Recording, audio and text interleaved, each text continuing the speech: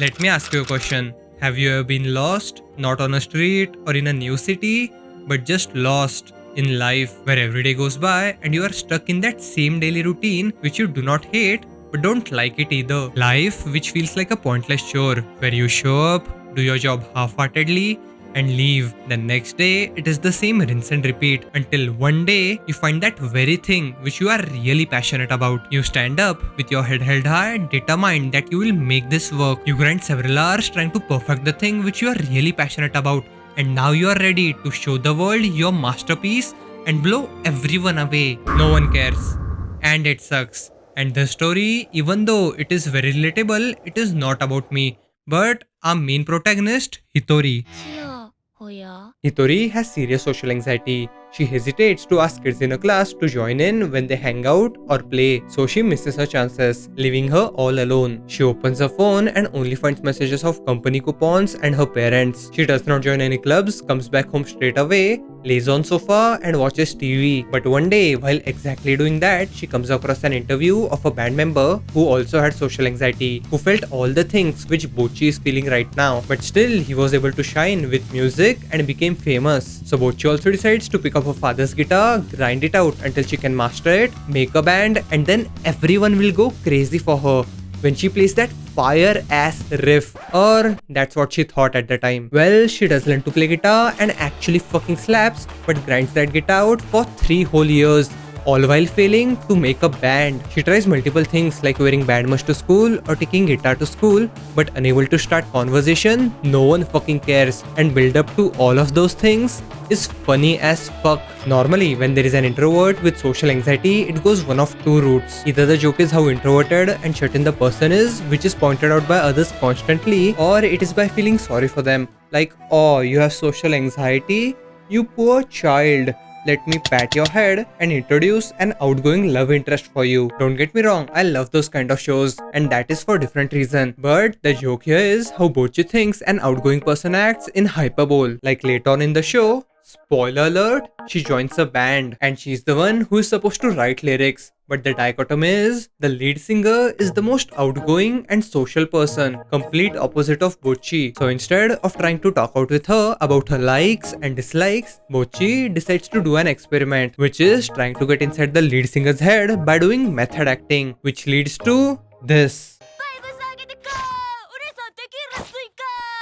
And all of this is done while being self-aware. We are not the ones making fun of her, she's the one making fun of herself, and it is elevated beyond anything you have seen before with the usage of animation. There are very few shows where I can say the anime has just surpassed the source material by making it better, and I am really glad to say Bocchi the Rock is one of the shows which went that extra mile. Like, even calling this anime creative is an understatement. Take this one scene for example, where our band members Nijika, Kita and Bocchi are trying to design the official costume or merch they could wear while playing the gig, and also could sell it to fans, where Nijika makes an offhanded comment to Kita about how they are not here to design a sports festival uniform which screams cute and idols, but they are here to make something raw and cool which actually screams rock band. But with that one comment about sports festival, Bocchi's PTSD about her sad days during sports festival kicks in, which is explained in one of the most ridiculous and the most extra way possible. We begin with a Zoe drop model sequence where she's been railed into something she doesn't want to do, followed up in a 4x3 post-apocalyptic world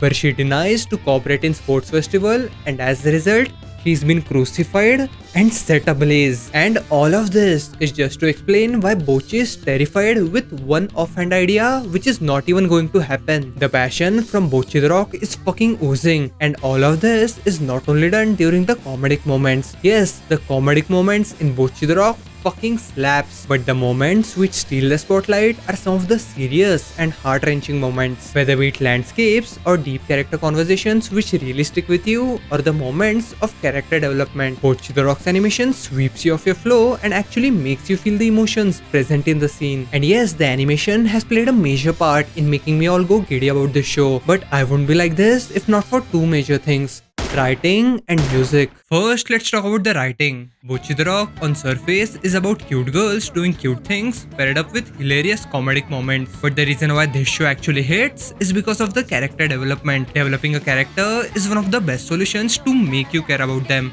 in most shows that is. But Bocchi the Rock is not one of those shows, and developing her or anyone from the cast was going to be one hell of a job, because the humor of Bocchi the Rock is neatly tied with Bocchi herself. This is not a show where the jokes are one-liners, but the humor here is how she behaves. So developing a character on top of that is very hard. Develop her too much and then she will not be Bocchi, and by not doing that, well, if that did happen, I won't be here blabbing about it. So, how do you develop a character like that? Well, slowly, one step at a time. Bocchi does not hit the whip one episode and go from a girl with a crippling social anxiety who locks herself and doesn't even know how to start a conversation to the most carefree hard rock party animal. Like some of the shonen developments, where a dude who was a mass murderer turns out to have a change of heart after meeting a protagonist and becomes a good guy in the very next episode. That's not how things go with Bocchi. We see her grow little by little as a person. She has never worked in a social environment because her crippling anxiety been so bad that she's even unable to make an eye contact with anyone. Well, after running away the entire day, hiding behind the counter, being too scared to even look at any customer in the eye, Bocchi picks herself up by the end of the day and at least makes one eye contact,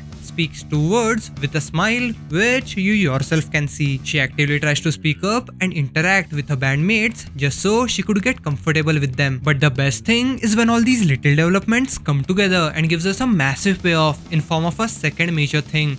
Music. Music or the band performance in Bocchi the Rock fucking slaps. But that is not the only reason why I mentioned it as a major thing. Well, compared to the rest of the show, which is fucking hilarious with crazy meme animation and light-hearted jokes. But when it comes to band performance, it actually does complete 180 and becomes super realistic. When a band performs, yes, they do pump you up and look really fucking cool, but not in the conventional Bocchi the Rock type of way. The performance or even the build up towards it is extremely realistic. Even the way Bocchi joins is because the band's lead singer and guitarist ran off on them, while also having an evening gig lined up that day and hoping that Bocchi can fill in. Well, she does fill in, but with little to no practice, they fucking bomb. The main reason it took me so long to make this video was because I had to look up if this is realistic or not, and hold and behold, many bands have went through this. But that's not all. The author of Bocchi the Rock has two main interests: discovering new bands and listening to their stories behind it.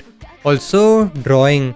I guess that makes it 3. So I guess it is not a surprise that many situations here are based from real life experiences. But the thing where Bocchi the Rock excels is during the performance itself. The scenes and music are intentionally built up in a way that it feels like you are watching newbie, inexperienced people up on stage playing and gaining experience. The way characters move or act while playing feels like they are actually real. The ones who have animated the characters have carefully watched the bands play numerous times and mimic the moment of how band actually plays or acts while performing. While watching the performance, it felt like I was one of the audience member. That is the level of immersion Bocchi the Rock brings during the performance. The team working on this anime has put lot of effort while crafting the show.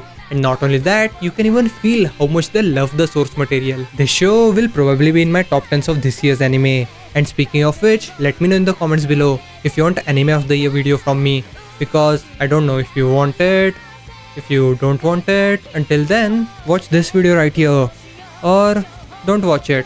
Smack my face, because that is where subscribe button is. I hope so. Or smack my chest. Or, don't smack anything at all. Bye.